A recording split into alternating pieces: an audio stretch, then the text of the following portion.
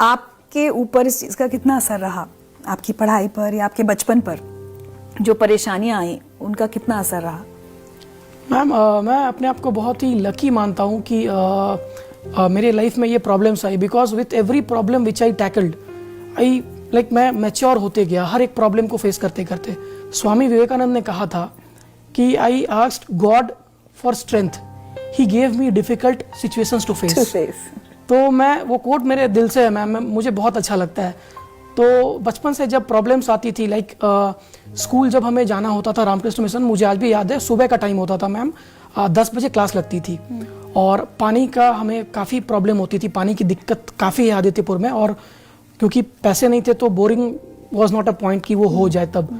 तो सामने में एक नेबर थे, उन्होंने वो पानी देते थे हमें, वेट करते थे कि वो कब बुलाएंगे, पानी लाएंगे और फिर घर का जो काम वाम है वो होगा, फ्रेश वगैरह होंगे और उसके बाद हम स्कूल जाएंगे। तो इस तरीके का होता था। फिर कुछ दूर हैंडपंप थी तो वहाँ से भी पापा लाते थे, मैं लाता था, तो हम लोग 20 लीटर्स की बकेट दोनों हाथ से लाते थे। उस टाइम पे मैं उस एक्सपीरियंस को ऐसे लेता था कि बिना जिम जाए बॉडी बन रही है। तो हर एक डार्केस्ट या टफेस्ट टाइम आप बोल लो, उसमें क्या लाइट मिलता है, मैं हमेशा उस लाइट को खोजता था। फॉर एग्जाम्पल दुकान जब चलती थी तो 6-7 में ही था मैं, तो हमारे वहाँ पे मैम जो मेडिसिन की बॉटल्स होती हैं वो जब खाली होती हैं तो उनमें आप एक बाती डाल के आप उसे एक डिबिया बोलते हैं हम उधर, तो आप डिबिया बनता है, वो केरोसिन ऑयल उस टाइम पे मिलता था। और तो वो केरोसिन ऑयल हम लोग पीडीएस के स्टोर से लाते थे। वहाँ पे मुझे दिखता था कि कैसे इरेगुलरिटीज है या कैसे बोगस है, तो लगता था कि यार ये तो गलत हो रहा है। तो वहाँ से भी एक खिंचाव आया था कि नहीं, चीज़ों को बदलनी है। आज जिस परिस्थिति से मैं यहाँ तक पहुँचा हूँ, मैं चाहूँगा कि हर एक बच्चा सपना देखे और वो चाहे उसके पास अभाव बहुत ज़्यादा हो बट वो सपना देखे और वो कर सके, और यही मकसद है कि मैं आज यहाँ पे आपके सामने बैठा हुआ हूँ। तो वो डिबिया में भी मैं पढ़ाई करता था, उसमें केरोसिन डाल के। जी मैम, वो उसमें उस टाइम पे तो केरोसिन चलता था, गवर्नमेंट भी उस टाइम पे अलाउड था वो। तो जब लाइन कटती थी तो उसमें पढ़ते थे, फिर एक लालटेन तो होता ही था, और दुकान में कुर्सी एक था पापा का, वो टूटा हुआ था पूरा, पर उसे कभी चेंज नहीं करते थे, तो उस पर बैठ नहीं सकते थे, तो खड़े होकर के काउंटर पे पढ़ाई कर रहे हैं, और अगर कोई कस्टमर आया तो उसे भी। अच्छा, दुकान पर भी खड़े हुए हैं? जी मैम, संभालिए दुकान पे मैंने संभाला है। स्कूल के बाद? हाँ, मेरे स्कूल के बाद इवनिंग में तो घर पे रहते थे ना, तो दुकान अगर पापा कहीं कुछ काम से गए तो दुकान भी संभालना, पढ़ाई भी होती रहती थी। अच्छा। तो वो होता था। फिर उसके बाद 2001 में जब पापा ने स्कूल की गाड़ी स्कूल चलाना स्टार्ट किया तो फिर तो दुकान बंद हो गया था। और पढ़ाई में लेकिन हमेशा होशियार थे, पढ़ना चाहते थे? जी मैम, पढ़ाई को there was no other option, पढ़ना ही था और कोई उपाय था नहीं मैम। तो मैंने एक चीज़ देखा है कि जिसके लिए मैं ऑलमाइटी अगर हम लोग बिलीव करें तो जिस भी फॉर्म में, क्यों मैं ग्रेटफुल हूँ कि उन्होंने एटलीस्ट ये हेल्प की मेरी कि पढ़ने में आई वाज ओके, क्योंकि मैंने ट्यूशन्स वगैरह नहीं ली थी 10th तक भी। अच्छा। और उसके बाद 11th-12th में मैं जब गया तो उस टाइम पे वहाँ पे कोचिंग हुआ करता था for IIT JEE entrance. IIT I did not new कि IIT कुछ होता है। 11th में गया तो पता चला अच्छा IIT होता है, उससे पहले पता था IAS होता है।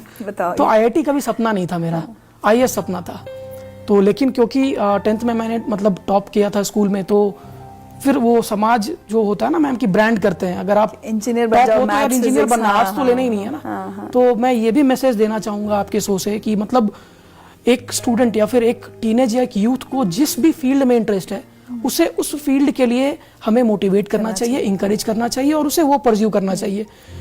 और हम ब्रांड नहीं कर सकते कि ये टॉपर है तो ये तो यार IAS मटेरियल ही है या इसे तो IIT ही करना चाहिए, बिकॉज उसके चलते जो एक यूथ के माइंड पे जो प्रेशर आता है ना, वो बस वो समझ सकता है, तो वो नहीं होना चाहिए। ये तो डॉक्टर या इंजीनियर? जी मैम, अगर आप टॉपर हो तो बाय डिफॉल्ट है कि आपको तो डॉक्टर बनना है, इंजीनियर बनना है, हो सकता है मुझे शेफ बनना हो सकता है मुझे आर्टिस्ट बनना हो सकता है मुझे क्रिकेट खेलना हो, तो ये चीज़ थी। तो फिर मैंने इंजीनियरिंग करी। 11th-12th में फिर क्या था कि फिर एक बहुत बड़ा इंटरेस्टिंग स्टोरी है कि 2012 में दीदी की शादी फिक्स हो गई। तो उस टाइम पे भी मुझे याद है कि मैंने बोला था पापा को कि आप दीदी की शादी करवाओ, कोचिंग मुझे नहीं करनी है, क्योंकि कोचिंग की फीस उस टाइम पे 80,000 रुपीज़ थी 2 साल की। तो या तो मैं कोचिंग ले लेता इंजीनियरिंग के लिए, हाँ IIT की तैयारी के लिए मैम, तो या तो मैं कोचिंग ले लेता या फिर वो पैसा दीदी की शादी में लग जाता, एक हेल्प हो जाता। तो मैंने वहाँ पे बोला कि नहीं, मैं खुद से ही पढ़ लूंगा। और उससे पहले जब मैं 11th में एडमिशन लिया राजेंद्र विद्यालय में, हमारे स्कूल में 10th तक ही है, तो वहाँ पे मैम एंट्रेंस तो मैंने पास कर ली, लेकिन फिर वहाँ पे क्या था कि 6 months का फीस एक साथ हमें देना होता है। तो 13,580 रुपये फीस थे उस टाइम पे देने थे। तो पापा के पास तो पैसा नहीं था, तो 2-3 फ्रेंड ने उनको मतलब मदद करी, और उसके बाद एक एक पैसे जोड़ करके उन्होंने हमें, फिर हम लोग गए अगले दिन और हमने एडमिशन कराई 11th-12th की। हाँ, राजेंद्र विद्यालय में फिर मैं एडमिशन लिया। और वो भी एक टाइम है जो आज तक मुझे ध्यान है, and that could have been a time when like मेरी पढ़ाई शायद डिसकंटिन्यू हो सकती थी। और ये रीज़न है कि जैसे 10th के बाद मैंने अप्रेंटिस की एग्ज़ाम दी, टाटा स्टील वहाँ पे लेती थी, तो मैं उसमें भी निकल गया था। पापा चाहते थे कि अप्रेंटिस में चला जाए, क्योंकि आप कुछ साल की ट्रेनिंग होती है, आपको कुछ स्टाइपेंड मिलते हैं, तो ताकि कुछ इनकम आ जाएगा ना, तो सपोर्ट हो जाएगा, वो हो जाएगा। तो वो भी था। और उसके बाद क्लियर किया, लेकिन गए नहीं उसमें? जी मैम, क्लियर किया, उसमें गए नहीं। क्यों? क्योंकि मैम वहाँ पे भी इंटरव्यू जब हो रहा था तो वो निकल गया अंदर से कि IAS करना है, तो उन्होंने खुद बोर्ड ने बोला कि then why are you here. तो मैंने बोला कि sir my parents wanted that I should take this exam and I should clear it, therefore I am here. तो उन्होंने पूछा कि तो क्या करे, shall we take you? I told sir it's up to you. और उसके बाद as expected I was not like in the list. कि उन्हें लगा होगा ये तो छोड़ ही देगा अगर ये IAS की तैयारी करता है। और शायद उन्होंने लाइक मेरे लिए अच्छा किया। Had I been into apprentice I would not have been into IAS।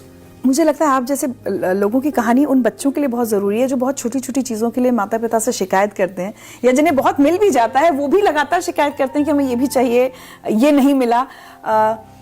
कभी ऐसा हुआ कि जो भी घर के हालात थे उनकी वजह से, भाई बच्चा तो बच्चा होता है, उससे पूरी समझदारी की तो नहीं उम्मीद की जा सकती, कभी आपने अपने माता पिता से शिकायत की कि हमारे हालात ऐसे क्यों हैं, हमारे पास कार क्यों नहीं है, या हमारे पास इतने पैसे क्यों नहीं है कि मैं कंफर्टेबली पढ़ सकूं, ट्यूशन ले सकूं? नहीं मैम, इस चीज़ के लिए पता नहीं, ये चीज़ मम्मी भी बताती है कि ये चीज़ मैं भी देखता हूँ कि ये चीज़ मेरे अंदर कभी था ही नहीं शुरू से ही। लाइक मुझे कभी मतलब बहुत ही ऐसा कुछ देख करके मैं इन्फ्लुएंस नहीं होता था कि यार अगर किसी मेरे फ्रेंड के पास है तो मेरे पास भी होना चाहिए, ऐसा कभी आया नहीं।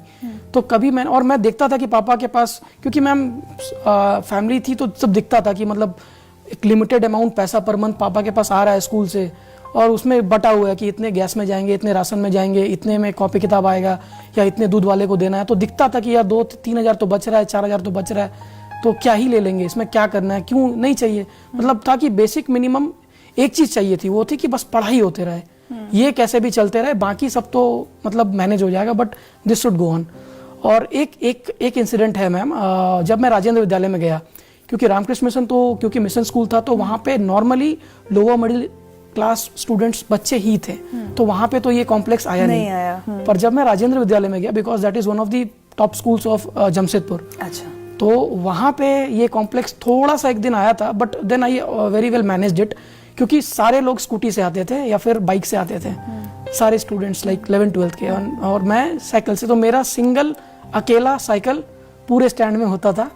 और अभी कुछ दिन पहले जब मैं वहाँ पे फेलिसिटेशन में गया, तो मुझे तुरंत वहाँ पे मतलब जो गार्ड होते हैं उन्होंने बोला कि सर आपका अकेला साइकिल रहता था ना। मैंने बोला अरे हाँ, आप तो पहचान गए। क्या बात तो बोले यस सर। तो वो था तो बट तो उसकी शिकायत लेकिन पेरेंट्स से कभी नहीं मैम, कभी नहीं की थी। और मतलब सही था, like whatever we have, हमें उस पर गर्व होना चाहिए और हमें उस पर कंफर्टेबल होना होगा मैम। अगर हम खुद कंफर्टेबल नहीं है तो we can not face the world, ये मेरा मानना है।